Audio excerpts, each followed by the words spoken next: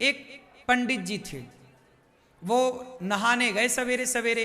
पहले तालाबों में नहाते थे लोग, उनके यहाँ तालाब था। तभी वहीं पर तालाब में एक धोबी था, कपड़े धुल रहा था। राजा का धोबी है, तो राजा का धोबी तो थोड़ा रहेगा ना घमंड। भाई मैं राजा का, प्रधानमंत्री का ड्राइवर प्रधानमंत्री से ज्यादा घमंड में रहता है। मैं प्रधानमंत्री का ड्राइवर हूँ भाई। कथा आपको कैसा लगता है प्लीज कमेंट में गुरु तो गुड़ चेला शक्कर हो गया। अच्छा लगे तो, नहीं तो कमेंट में जैसा भी आपको लगे। गुरु तो गुड़ रहा, चेला शक्कर हो गया। आपसे कमेंट ऐसे ही साझा कर सकते हैं। राधे राधे। धोबी भाई साहब धुल रहे थे कपड़ा, पंडित जी आए। पंडित जी बड़े भक्त थे, भगवान के उपासक थे। आए, रोज नहाने आते थे, आज भी नहाने आए। अच्छा, उनका नियम था नहाने के बाद सूर्य भगवान को, पहले के लोग नदियों में जाए ना तो नदियों में ही जल चढ़ा देते थे, तालाब में जाए तो तालाब में ही सूर्य भगवान की तरफ मुंह करके सूर्याय नमः आदित्याय नमः भौमाय। जब पंडित जी जल चढ़ाने लगे तो धोबी ने कपड़ों को जोर जोर से पीटना स्टार्ट किया। तो जो कपड़ों का गंदा छीटा जल था, छीट नहीं पड़ते, कपड़ों का निकलता है, वो गंदा पानी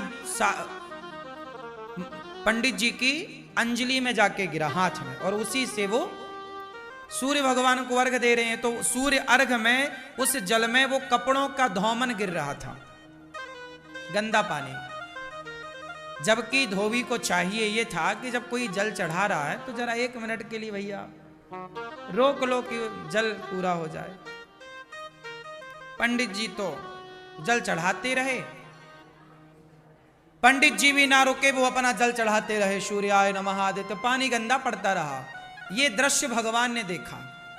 भगवान नारायण लेटे लेटे देख रहे हैं, अरे बड़ा गलत कर रहा। सुदर्शन को आदेश दिया, सुदर्शन जाओ जाओ धोबी का सिर काट के लाओ। सुदर्शन चले धोबी का सिर काटने। जब तक सुदर्शन भगवान पहुंचे तब तक पंडित जी की पूजा हो गई पूरी। और जो पूजा पूरी हुई, पंडित जी ने बोला, क्यों रे नालायक, मैं पूजा कर रहा था, तुझे दिखाई नहीं पड़ रहा? 2 मिनट रुक नहीं सकता? गंदा पानी डाल रहा। अब पंडित जी जो लड़ाई शुरू की है। धोबी बोला, मैं कम हूं क्या, मैं क्यों काम रोकूं? तुम दूर नहीं जा सकते उस वाले घाट में, तुम्हें भी यहीं आना था। अब सुदर्शन भगवान को आदेश क्या मिला था? भगवान ने क्या बोला? सुदर्शन से जाओ धोबी का सिर काट के आओ। अब सुदर्शन जी आए तो वहां तो लड़ाई चल रही थी पंडित जी में और धोबी में।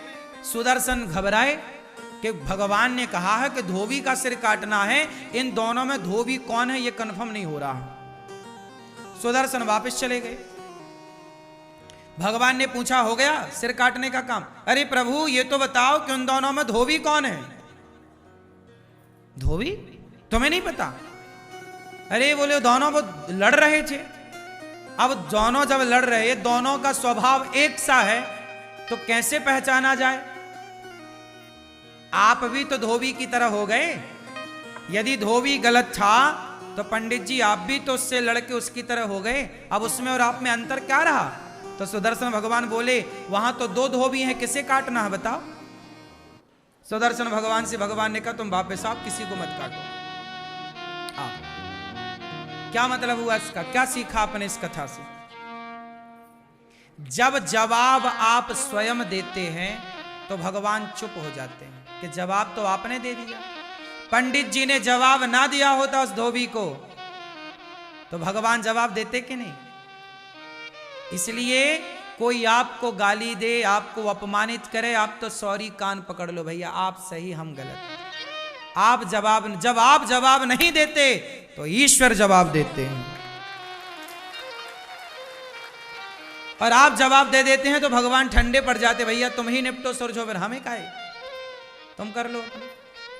जब तुझसे ना सुलझे तेरे उलझे हुए धंधे, तब भगवान के इंसाफ पे छोड़ दे ए बंदे, वही तेरी मुश्किल आसान करेगा, जो तू ना कर सका वो भगवान करेगा। जो आपसे नहीं होता ना वही भगवान करते हैं। इसलिए जवाब मत दो। क्यों मेरी मां?